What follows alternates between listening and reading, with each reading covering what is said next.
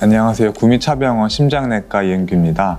고지혈증이란 혈액 중 지질 수치가 정상 범위보다 높은 질환입니다. 쉽게 말해서 피 속에 기름이 많아진 상태인데요. 고지혈증은 죽상동맥경화증의 주범이고 심장 혈관에 죽상동맥경화증이 심해지면 협심증, 심근경색 같은 심혈관 질환이 발생하게 됩니다. 가볍게 여길 수도 있지만 절대로 그러면 안 되는 중요한 질환이라 할 수 있겠습니다. 희귀질환인 가족성 고지혈증의 경우 피부에 지질이 침착하여 발생하는 황색종이 발생할 수 있습니다. 그 황색종의 발생 부위는 다양한데 아킬레스건, 무릎, 손등, 손바닥, 발바닥과 같은 다양한 관절 부위와 안검 황색종의 경우 눈 주위에 생기게 됩니다. 각막 테두리가 하얗게 되는 각막환이 발생하기도 합니다. 중성지방이 상승하는 고중성지방 혈증의 경우 급성 췌장염을 유발하기도 하는데요. 이 경우 심한 복통, 구토 등의 소화기 증상이 발생하게 됩니다. 그러나 대부분의 고지혈증 환자는 별다른 증상이 없습니다. 건강검진을 통해 우연히 알게 되는 경우가 가장 많습니다. 하지만 또 제때 치료를 안 하고 지내시다가 협심증이나 심근경색 같은 심혈관 질환이나 뇌경색 같은 뇌혈관 질환에 걸린 뒤 알게 되는 경우도 종종 보게 됩니다. 이렇듯 자각 증상이 없기 때문에 고지혈증은 침묵의 살인자, 죽음의 서곡이라 할 수 있는데요.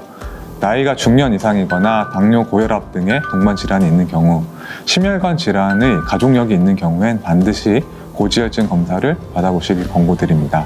간단한 체열 검사로 진단이 가능합니다.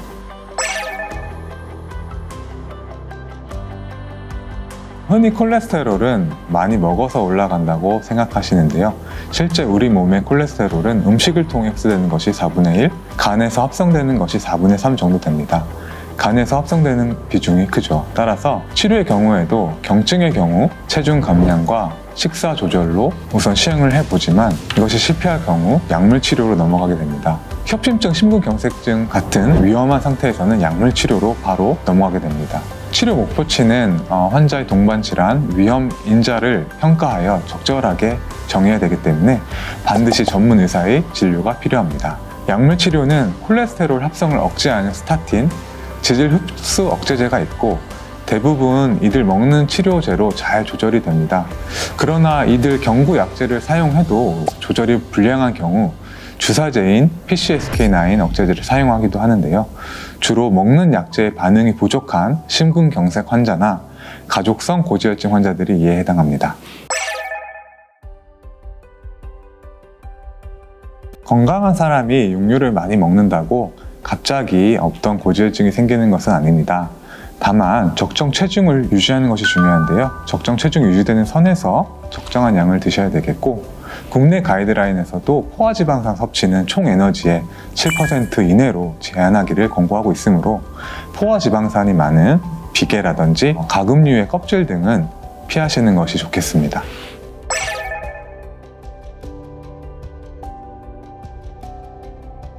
채식만을 하는 채식주의자들에게도 고지혈증이 생길 수가 있습니다. 앞에서 말씀드린 것처럼 콜레스테롤은 섭취되는 것보다는 간에서 생성되는 것이 더 많습니다. 따라서 채식만 하시더라도 유전적으로 콜레스테롤 대사에 문제가 있는 분들은 고지혈증에 걸릴 수가 있습니다. 또한 채식 위주의 식사를 하지만 탄수화물 섭취가 너무 많거나 술을 너무 많이 드시는 경우에도 고지혈증에 걸릴 수 있습니다. 체중 감량과 식생활 습관 교정으로 혈중 지질 수치가 목표치까지 잘 조절된 경우엔 약물 치료를 중단할 수 있습니다. 그렇지 않은 경우에 약물 치료를 유지하게 됩니다.